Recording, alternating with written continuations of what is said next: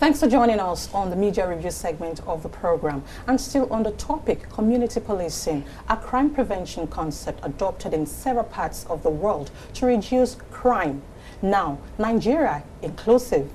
What is the role of the media and the government to ensure better policing? Festus Ejiro Ogene Fifen will tell us, because he's a media practitioner. He's going to be talking from the angle of a journalist. It's nice to have you on the program. Thank you very much, Elizabeth. All right, so now tell us, what is your take about this approach? I'm a Nigerian, so they usually say that Nigerians will always or mostly answer questions with questions. Now, what do we want as a country? If it is security of lives and properties that we want, we know what to do. Community policing will be the best thing to do.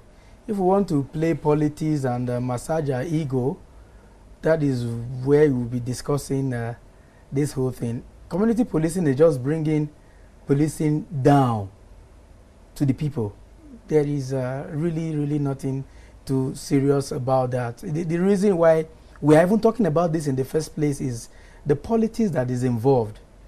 I would really it goes back to the first question, what do we want? Because if it is security of lives and property, you have a place you stay. I don't think you call the IG to tell you what to do to secure the place. Now, if you have a community, you have a local government, you have a state, they know the workings of that environment. And when you bring people from among them to police them, you can be rest assured that the effectiveness will be the order of the day. So, if we don't look at what we want first, it will be difficult for the media to play any role. The media takes the coloration of the society, though these days we argue that the media takes the coloration of the bourgeois, which are the media owners, and mostly in Nigeria, they are politicians. So these days you have this little interference, but by and large, the media will just re-echo what you want to do. Okay, now, as a journalist, how would you assess the level of acceptance of this approach, considering the peculiarity of our environment? Okay, there is this fear of the unknown. Okay. We already have community policing.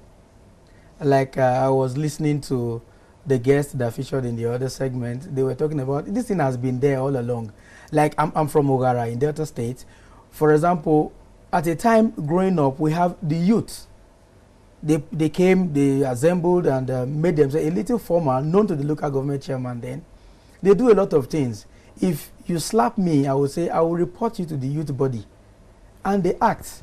So if you steal anything, the first place you go to, like all these little burglary and the rest, they take you to the youth and they'll do something, it will stop. So the acceptance is mostly something that has to do with, I don't trust them. Okay. The youth chairman or the community police chairman or something, or whoever is leading them is the elder brother of Elizabeth, is the younger brother of Elizabeth. So I don't think he or she will be fair to me. I don't think I will get fair trial. I don't think I will be treated fairly. That's where this whole thing is coming from.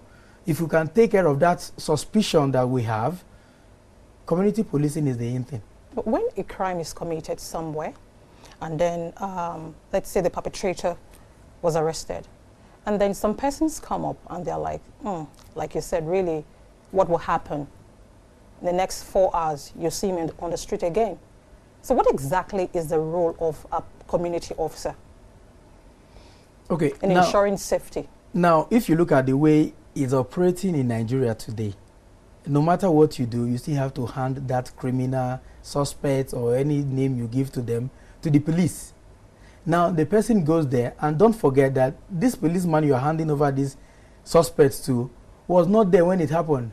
Most of the time, I could slap you here now, and if we have 2-3 people that witnessed it, and you take me to another environment to narrate it, I'm a journalist, I can talk very well. So I could use my skill to defeat you in the narration. Maybe you are a stammerer or you are not that articulate when you present your issues. You will talk yourself into trouble and I will just win. So if you have a case where this thing happened in a society, I have a few friends that know me, that know maybe I'm short-tempered. They know the way I react to things. Now they'll be able to say, we know you, this and this and this, you've done this before. So if the lady is saying you slapped her, there's a possibility that you slapped her because last week you slapped another girl and we witnessed it.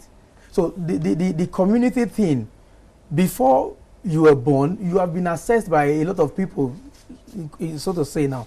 They know, even the way they react, the way they take issues in your family, people just know that these ones don't go there, they are very violent. So if there is a policeman or a community police officer that is coming to place, the way they will relate with you will be different from the way they will relate with me because they know a little about you, they know a little about me. Okay. Now, I understand that the local government fund this particular group of officers. There are several challenges. There's the issue of influence, character, and then trust.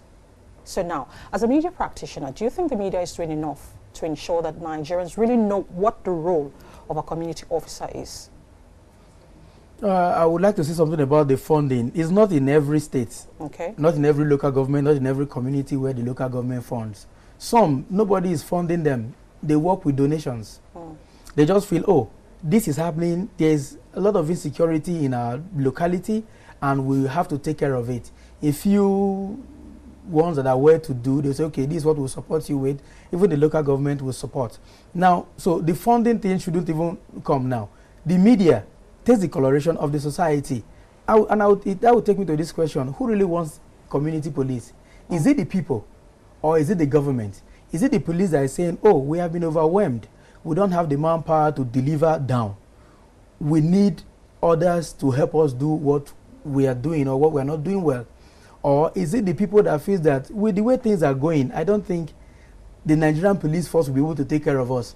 Let's make our own arrangements so that we can police ourselves. So if we know where we are going to, the media will now know where to direct the campaign to. The awareness you're talking about, where is it going to? For example, I feel those that are opposing community police, state police, or any name you call it, it's just the politics.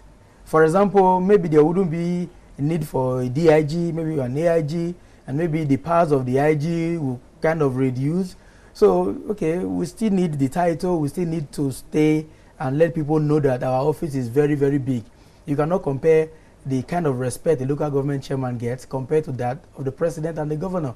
So it might just be the ego thing. So the media really would go into awareness for those that need it. If it is the government and the policymakers that needs to be oriented or given this kind of orientation, good, we face them. If it is the people that feels, oh, we don't think we can work with the community police, they will abuse us, they will do this, then our own awareness will be targeted at all those people. Okay. So the media must know what they want to achieve. Okay, so now which is better, community policing or the traditional policing? Which would you prefer? Semantics. Can you have a community police? Now, if you say traditional. Because the community police officer is very close. Okay. He's there for me before I get to the traditional policeman. Good. Now, the community will be better. Okay. Because the community, your dad, your mom, if you are still living with your parents, they police you first before you do. If you do this, I will do this to you. Now we are going out for a party. These and these are the do's and don'ts as we are going out. Don't do it. You have been policed at home first. Now, when you go out and you're fumbling, you kind of, is my dad around? Is my mom around? You fall into shape because you know what we follow. For example, somebody will tell you, I will beat you and nothing will happen. At most, you go and call police. And you know what I can do with the police. Some will tell you, I have the money. There is nothing you can do. The reason he's talking about he has the money is the level of information that police officer has about it, or about what happened. So, the community, the one that is closer to us, will be better. And I don't think there is, it's just this constitution thing. We are already practicing it. It's just the legal backing where maybe a bourgeois in the society feels, who are you to arrest me? Who are you to tell me what to do? I'm taking you to court. And the court will now begin to challenge the legality of community policing. That's why we're having all this. They're already doing that already. They're already doing that. All right, Mr. Festus, thank you so much for your time. You're welcome. And reducing crime surely is everybody's business. Yes, we shouldn't leave it to the traditional police alone. I don't think there's anybody in Nigeria living it presently. We all do our best. We buy dogs, we erect high fence and burglary and whatever. So we are just doing it. And sometimes we don't really need those things, really. Where? If you say so, but as far as we are still in this kind of Nigeria that we are in now, we need them. All right. Thank you so much for your time. You are welcome. Don't forget, we must build that trust. Thank you so much for joining us on the segment.